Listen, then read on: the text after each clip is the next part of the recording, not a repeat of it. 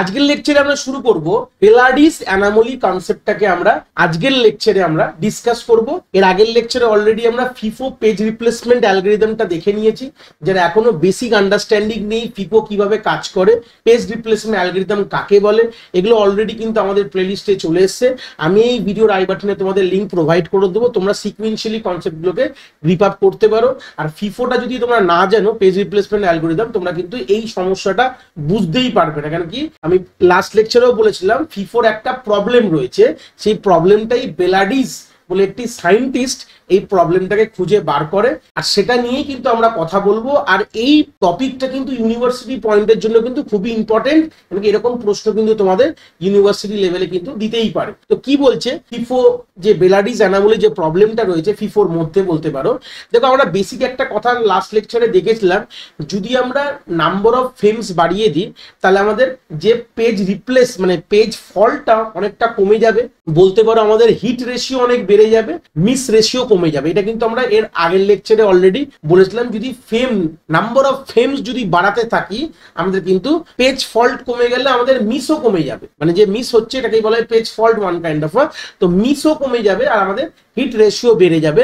But আজকের লেকচারে এই কথাটা আমরা দেখবো যে একটা এরকম কিছু ধরনের সমস্যা রয়েছে যেখানে পেজ ফল্ট বেড়ে যাবে যদি তোমরা নাম্বার অফ ফ্রেমস যত বাড়াবে পেজ ফল্টও বেড়ে যাবে। এটা কিন্তু ওয়ান কাইন্ড অফ ফিফোরই একটা সমস্যা। সেটাই দেখো এখানে তোমাদের বলেছে, Belady's anomaly is a strange situation in page replacement algorithm where increasing the number of frame মানে memory slot actually cause more page fault instead of fewer। আমরা এটা বুঝেছিলাম যে আগের যে জেনারেল এক্সাম্পল থেকে আমি লাস্ট লেকচারেই বলেছিলাম, কি আমি নাম্বার অফ ফ্রেম 3 দিয়ে করিয়েছিলাম প্লাস নাম্বার অফ ফ্রেম 4 দিয়ে করিয়েছিলাম। তো দেখেছিলাম যে 3 তে আমাদের পেজ ফল্ট বেশি হচ্ছে, মিস রেশিও বেশি, হিট রেশিও কম ছিল। যেই আমি একটা করে ফ্রেম বাড়িয়ে দিলাম আমাদের হিট রেশিও কিন্তু বেড়ে গেছিল, মানে 30% হয়ে গেছিল, আর পেজ ফল্ট 70% হয়ে গেছিল, বা মিস রেশিও বলতে পারো। তো এইটা একটা স্পেশাল সিচুয়েশন যেখানে আমাদের যত আমরা নাম্বার অফ ফ্রেমস বাড়াবো পেজ ফল্ট কিন্তু বেশি হয়ে যাবে। This is unexpected because we normally think more the memory should reduce the page fault। এটা তো unnecessary thing বলতে পারবো, আনএক্সপেক্টেড থিং তোমরা বলতে পারো। ওটাই আমরা এই লেকচারে দেখবো যে কোন কোন, এটা কিন্তু সব স্ট্রিং এর জন্য হয় না। সিপিইউ যে স্ট্রিংটা রেফারেন্স করে, রেফারেন্স স্ট্রিং বলতে পারো, এটা পার্টিকুলার কিছু সেট অফ স্ট্রিং আছে, সেইখানেই কিন্তু এই সমস্যাগুলো হয়। তো আমি একটা স্ট্রিং দেখতে পাচ্ছ তোমাদের এক্সাম্পলে 1 2 3 4 1 2 5 1 2 3 4 5 এরকম যদি কোনো রেফারেন্স করে, এই যে ধরো না এটা স্পেসিফিক একটা এক্সাম্পল দেখাচ্ছি, এই এক্সাম্পল এটা চলবে, এরকম কিন্তু অনেক এক্সাম্পল আছে। তাছাড়া শুধু এই একটাই না, বাট আমি এটা দিয়েই নর্মালি তোমাদের বোঝাচ্ছি। এটাই মোস্ট প্রবলি যে কোনো বইতে তোমাদের এই এক্সাম্পলটাই দিয়েই বোঝায়। তো এটা দিয়ে আমি বোঝাবো কনসেপ্টটাকে। কিন্তু এরকম আরো স্ট্রিং আছে যেখানে ঘটনা হয়েছে, যেখানে তোমার নাম্বার অফ ফ্রেম যত বাড়াচ্ছি পেজ ফল্ট বেড়ে যাচ্ছে। এটাই কিন্তু বেলাডি নামক একটি সায়েন্টিস্ট কিন্তু এটা খুঁজে বার করেছিল। This anomaly usually happen in FIFO, a first in first out page replacement algorithm। যেটা আমি বললাম সেটাই লেখা রয়েছে, ফিফোতেই হয় এটা। in FIFO the page that enter memory first is removed first, it does not matter how recently or how often it is used। এটা কিন্তু আমরা দেখি না, যে প্রথম ঢোকে তাকেই প্রথমবার করি, কত সেটা ব্যবহার হচ্ছে, কখন কত রিসেন্টলি এটা ব্যবহার হয়েছে, কতক্ষণ মানে কত আর ব্যবহার হতে পারে, এই জিনিসগুলো কিন্তু কোনোভাবে দেখা হয় না এই কেসে।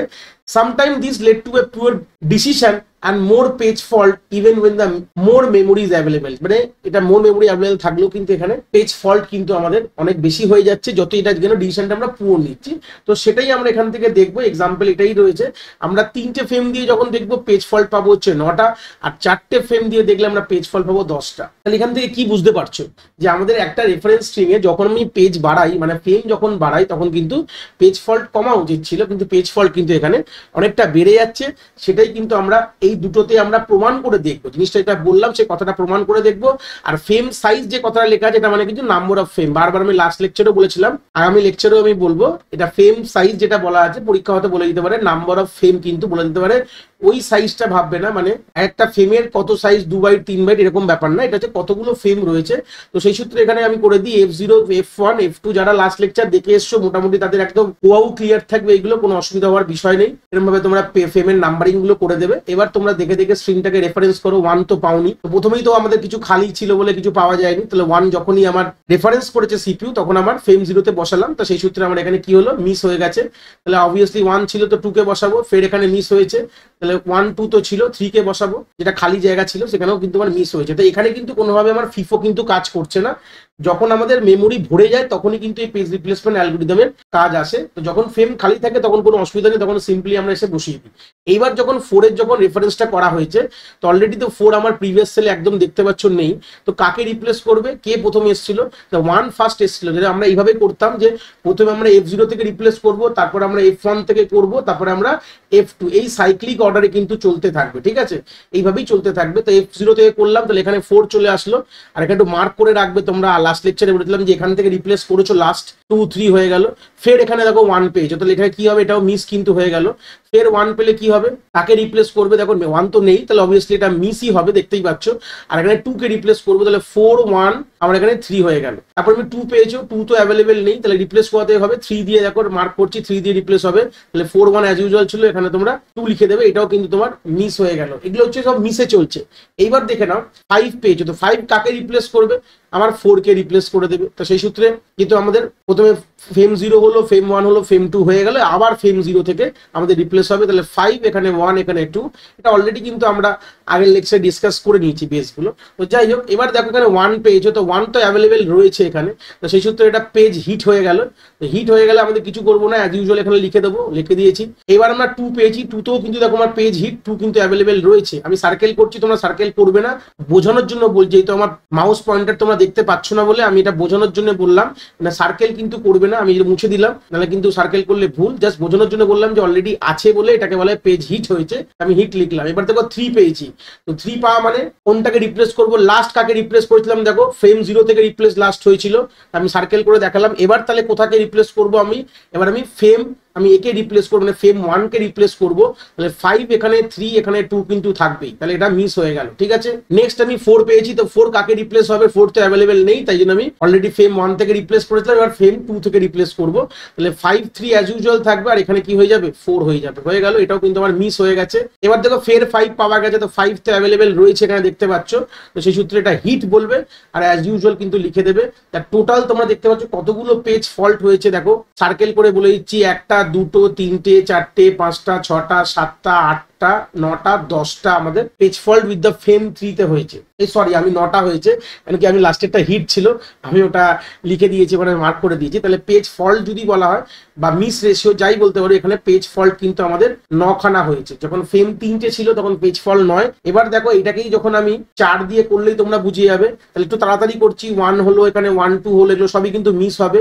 1 2 3 হলো, আর এখানে 1 2 3 4, তাহলে এগুলো সবই কিন্তু আমাদের মিসের ক্যাটাগরিতে চলে গেল, বা পেজ ফল্টও বলতে পারো। অনেক জায়গায় তোমাদের পিএফ লিখবে পেজ ফল্ট, পেজ ফল্ট আর মিস ব্যাপারটা একই গল্প, ঠিক আছে।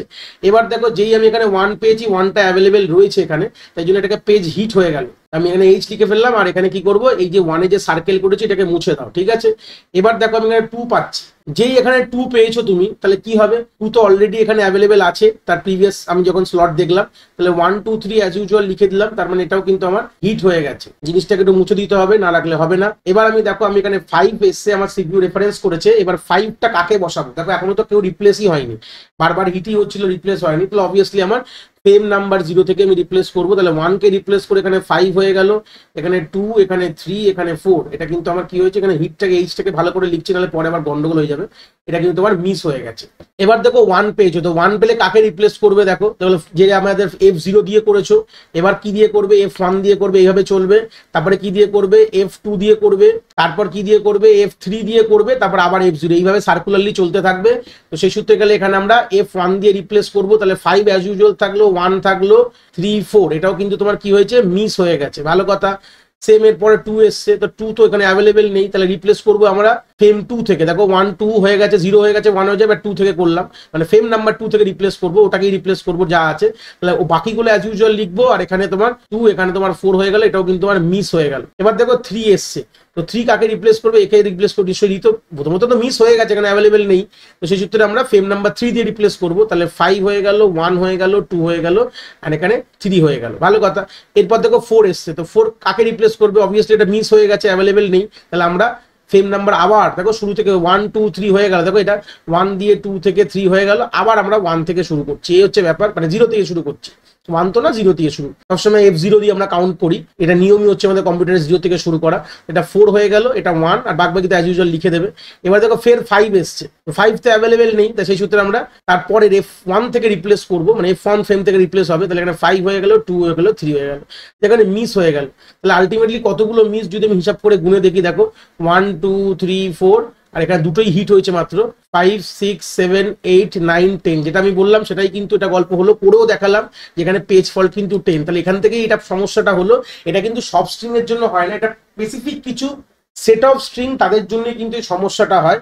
এটাই কিন্তু বেলাডি নামক একটি সায়েন্টিস্ট এটা কিন্তু রিসার্চ করেছিল বলেই তারপরে নাম হয়ে গেল বেলাডিজ অ্যানামলি, মানে বেলাডিজ এটা খুঁজে বার করেছিল ফিফোতে এরকম কিছু স্পেসিফিক স্ট্রিং সেট আছে যার জন্য এই সমস্যাটা কিন্তু হতে পারে। তো এই ছিল আইডিয়াটা আমাদের বেলাডিজ অ্যানামলি। আশা করি কনসেপ্ট তোমরা এখান থেকে খুব ভালো করে বুঝতে পেরেছো।